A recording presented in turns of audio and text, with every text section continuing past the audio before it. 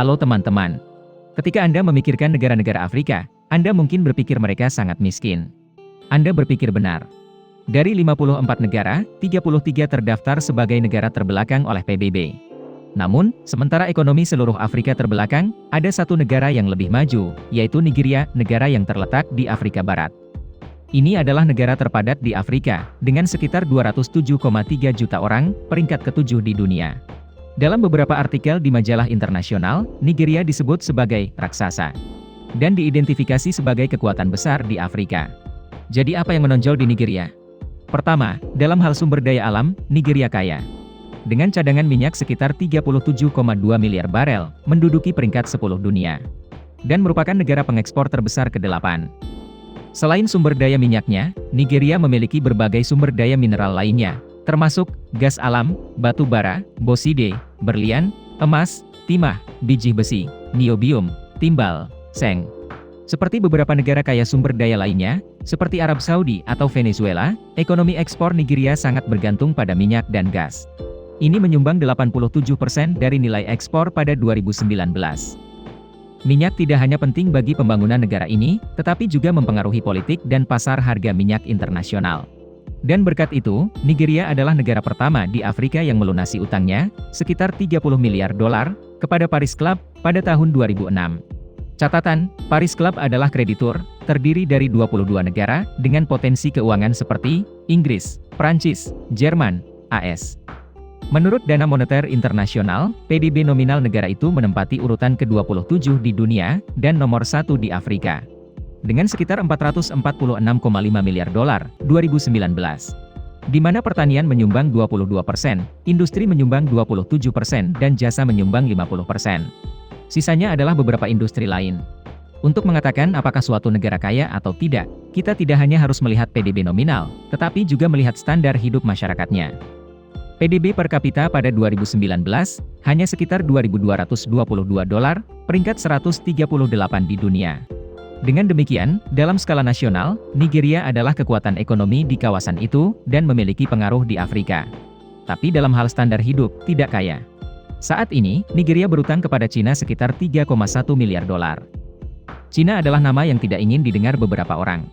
Tapi semua orang ingat, mereka sekarang adalah kekuatan terbesar kedua di dunia, kreditur terbesar di dunia.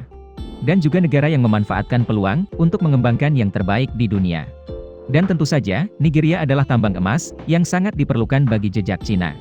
Saat ini, lebih dari 160 perusahaan Cina berinvestasi di Nigeria.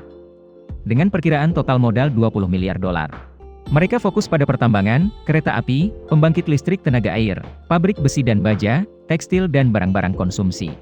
Dengan pasar konsumen terbesar di Afrika dan sumber daya yang melimpah, Cina bijaksana untuk melakukan investasi besar di Nigeria.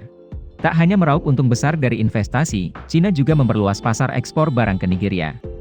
Saat ini, jumlah impor Nigeria terbesar berasal dari Cina, yakni sekitar 19% dari total impor tahun 2018. Total perdagangan kedua negara senilai 15,3 miliar dolar. Jumlah yang agak besar, bahwa Cina berdagang dengan negara yang jauh di Afrika. Lantas mengapa Cina menjadi sekutu Nigeria, padahal sebelumnya Nigeria pro-AS? Sejak kemerdekaan pada tahun 1960, Nigeria telah bermain dekat dengan Barat. Terutama AS. Negara ini memberikan banyak bantuan minyak ke AS, memberikan jumlah minyak yang meningkat. Sebagai imbalannya, AS membantu mereka dengan reformasi ekonomi, memerangi korupsi dan narkoba. Pada saat yang sama, AS juga merupakan pemasok utama senjata untuk angkatan bersenjata Nigeria. Namun, pada tahun 2002, organisasi teroris Boko Haram didirikan dan mengamuk di Nigeria. Pemerintah Nigeria memutuskan untuk membeli sejumlah besar senjata dari AS, untuk memasok tentara yang bertempur di garis depan. Mereka juga ingin membeli helikopter serang Cobra dan aset militer canggih lainnya dari AS. Sebagai tanggapan, AS hanya menjual senjata pertahanan. Dan AS berkomitmen untuk membantu Nigeria mengalahkan terorisme. AS menolak permintaan pemerintah untuk membeli senjata ofensif.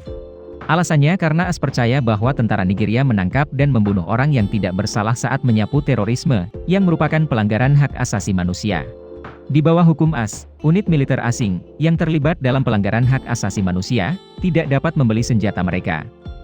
Namun, baru-baru ini AS telah menunjukkan tanda-tanda melonggarkan undang-undang untuk menjual senjata ke Nigeria. Namun mereka tidak lagi memegang posisi nomor 1 seperti sebelumnya. Sebaliknya, Rusia dan Cina. Cina secara resmi menjalin hubungan diplomatik dengan Nigeria pada tahun 1971. Namun hanya pada tingkat normal, bukan teman dekat. Sejak 2002, tepat ketika AS dan negara-negara barat ragu-ragu untuk membantu Nigeria memerangi pemberontakan, Cina mengambil kesempatan itu. Mereka menjalin kerjasama yang erat dalam masalah militer. Secara khusus, Cina menyediakan senjata, peralatan dan membantu melatih tentara untuk berperang untuk Nigeria. Bantuan pada waktu yang tepat, Cina dengan cepat mendapat kepercayaan dari Nigeria. Pada tahun 2018, menurut Institut Nasional untuk Studi Perdamaian, 21% senjata Nigeria diimpor dari Cina. Tidak hanya hubungan militer, sejak tahun 2002, hubungan perdagangan kedua negara juga meningkat secara eksponensial. Jadi Anda lihat, Cina adalah raja yang memanfaatkan peluang di dunia. Video berakhir di sini. Terima kasih semua untuk menonton dan menyukainya.